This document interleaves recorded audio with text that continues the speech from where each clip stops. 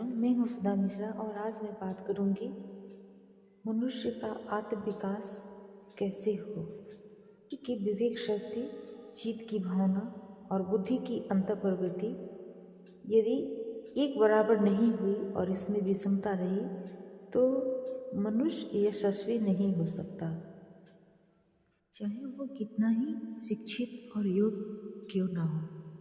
इसलिए इस बात का थोड़ा सा विचार करना चाहिए। मन की विवेक शक्ति से मनुष्य सरासर विचार कर लेता है कौन सा अच्छा है कौन सा बुरा है। इसका निश्चय विवेक शक्ति से होता है।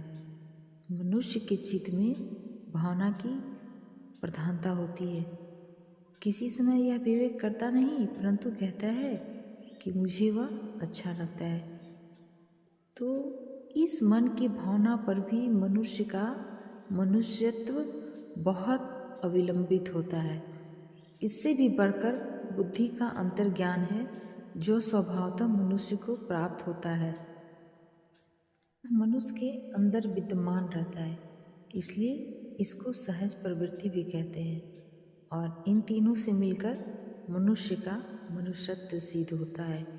इसलिए हर एक मनुष्य को इन तीनों की परीक्षा करनी चाहिए और अपने में इनकी उन्नति का विचार करना चाहिए। विवेक शक्ति मनुष्य में है इसलिए इसको मनुष्य कहते हैं, क्योंकि मनुष्य विवेक कर सकता है। विवेकहीन होने पर मनुष्य को मनुष्य नहीं कहा जाएगा। इसलिए विवेक शक्ति को बढ़ाना मनुष्य के लिए अत्यंत आवश्यक है। यह विवेक शक्ति न्याय शास्त्र के अभ्यास से हो सकती है। इसी न्याय शास्त्र को तर्क भी कहते हैं। इस विषय में गौतम का न्याय दर्शन सर्वोत्कृष्ट ग्रंथ है। इसके अध्ययन से मनुष्य उत्तम और निर्दोष रीति से विवेक कर सकता है।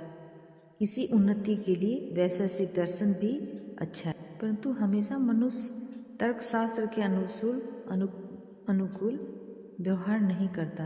विचार करके देखें तो पता लगेगा कि मनुष्य के बहुत से व्यवहार चित्त की भावना से ही होते रहते हैं। जब मन का भाव होता है वैसा मनुष्य व्यवहार करता जाता है और इस मन को स्वाधीन करने के लिए ही योग शास्त्र है। विवेक और भावना से ही एक शक्ति मनुष्य में जन्म से प्राप्त होती है, वह बुद्धि की अंतःप्रवृत्ति है। यह मनुष्य में सहज अर्थात जन्म के साथ ही आती है। कई मनुष्य ऐसे होते हैं कि उनके साथ आप बड़ी बड़ी दलीलें कीजिए, बड़ी युक्तियाँ दीजिए अथवा उनकी भावनाओं को बड़ी चेतावनी दीजिए, परंतु वे सुनेंगे नहीं, क्योंकि उनकी बुद्धि की साक्षी आपके तर्क के साथ नहीं मिलती है। इसलिए मनुष्य के यश के साथ इसका भी संबंध है। कई मनुष्यों में यह आंतरिक ज्ञान शक्ति अच्छी दशा में होती है और कईयों में बहुत मंद होती है। शक्ति के संवर्धन का उपाय ध्यान योग है। विवेक शक्ति, भावना शक्ति और आंतरिक प्रवृत्ति मिलकर मनुष्य है। मनुष्य का पुरुषार्थ अथवा उसका यश इनके प्रमाण से ही होता है। कईयों में यह तर्क शक्ति बहुत बड़ी हुई होती है और यहाँ तक उनका तर्क चलता है कि अंत में वे नास्तिक बन जाते हैं। दूसरे कई लोग ऐसे होते हैं कि जिनमें तर्क शक्ति कम परंतु भावना शक्ति प्रबल होती है।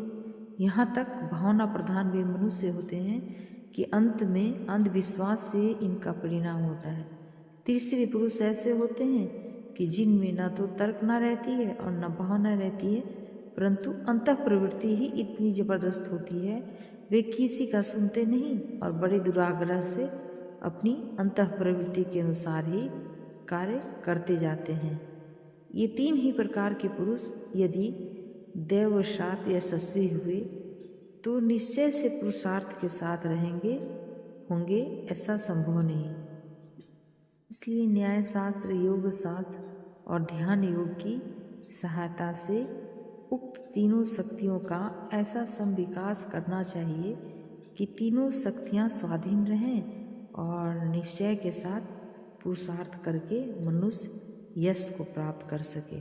साधारणतः विवेक शक्ति मस्तिष्क में, भावना शक्ति हृदय में और अंतः प्रवृत्ति पृष्ठवंश के मूसलाधार चक्र में रहती है। इसके साथ साथ पूर्वोक्त शास्त्रों का उत्तम अध्ययन करने से अपूर्व लाभ हो सकता है। अध्ययन के साथ अनुष्ठान की भी अत्यंत आवश्यकता होती है, इसमें कोई संदेह नहीं है। कई लोग ऐसे उतावले होते हैं कि ठीक प्रकार सोचते ही नहीं। सब प्रमाणों को यथायोग विचार करके कर्मयोग कर्तव्य उत्तम रीति से करनी चाहिए, तभी सिद्धि प्राप्त हो सकती है, अन्यथा कैसे होगी। योग्य प्रमाणों की सहायता से जो विवेक होगा वह ठीक विवेक हो सकता है, परंतु दोषयुक्त प्रमाण लेकर ही यदि कुछ न कुछ अनुमान अथवा सिद्धांत निश्चित किया जाए तो उसके गलत होने में कोई भी शंका नहीं है। इसलिए अपने प्रमाणों की निर्दोषता का भी विचार अवश्य करना चाहिए। कई लोग ऐसे पक्षपाती और पूर्वग्रह से दूषित होते हैं कि वे विवेक करके सत्यासत्य निर्णय करने के लिए सर्वथा अयोग्य ही होते हैं। पूर्वग्रहों से उनका मस्तिष्क इतना बिगड़ा होता है कि वे विवेक करने में असमर्थ हो जाते हैं। प्रायः मनुष्य अपनी जाति को अधिक पवित्र तथा अपने आप को अधिक समझदार समझता है। इसी प्रकार कई अन्य पूर्वाग्रह होते हैं कि जो मनुष्य को विवेक करने के लिए अयोग्य बना देते हैं। इसलिए मनुष्य को उचित है कि वह इन पूर्व दुराग्रहों से अपने आप को दूर रखे। यह सबसे कठिन बात है, परंतु इसके बिना यथार्थ विचार होना असंभव है, और यथार्थ विचार करने के बिना अभ्युदय होना सर्वथा असंभव है। जो भी महात्मा लोग होते हैं वे पूर्व ग्रहों को दूर फेंक देते हैं, इसीलिए वस्तु स्थिति को ठीक प्रकार से देख सकते और उन्नति का मार्ग ढूंढ सकते हैं। और अब जब पूर्वग्रह दूषित होते हैं, इसलिए महात्माओं के प्रारंभ में अत्यंत कष्ट होते हैं, परंतु अंत में उनकी ही सर्वत्र पूजा होती है। इसलिए प्रमाण प्रमेय वस्तु स्थिति आदि यथा योग विचार करके निश्चय और निर्दोष अनुमान करने का अभ्यास बढ़ाना अत्यंत आवश्यक है, क्योंकि निर्दोष अनुमान पर ही मनुष्य की उन्नति अवलंबित है। कहने का मतलब, न्याय शास्त्र के अनुकूल अपने विवेक को सुसंस्कृत करना चाहिए। इसके पश्चात चित्त की भावना की शुद्धि का काम करना चाहिए। मनुष्य के अंदर भावना की शक्ति अतर्क्य है। यद्यपि भावना के स्वरूप का निश्चय करना अत्यंत कठिन कार्य है, तथापि उसकी शक्ति अत्यंत विलक्षण है, इसमें मतभेद नहीं हो सकता। भावना का यहाँ तक संबंध है कि अच्छी भावना अगर चित्त में स्थिर रहने से शरीर की निरोगता, उनकी उल्लास वृत्ति और इंद्रियों की कार्य क्षमता सिद्ध होती है, और बुरी भावना से इसके विपरीत परिणाम दिखाई देता है।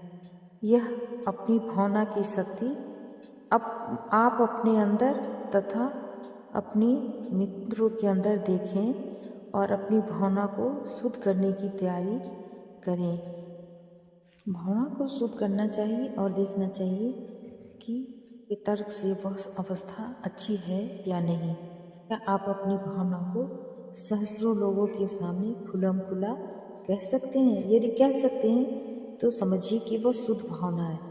अपने धार्मिक भाव से अपनी भावना की शुद्धता कीजिए। इस प्रकार जो परिशुद्ध भावना होगी उसका आचरण में लाने में कोई दोष नहीं।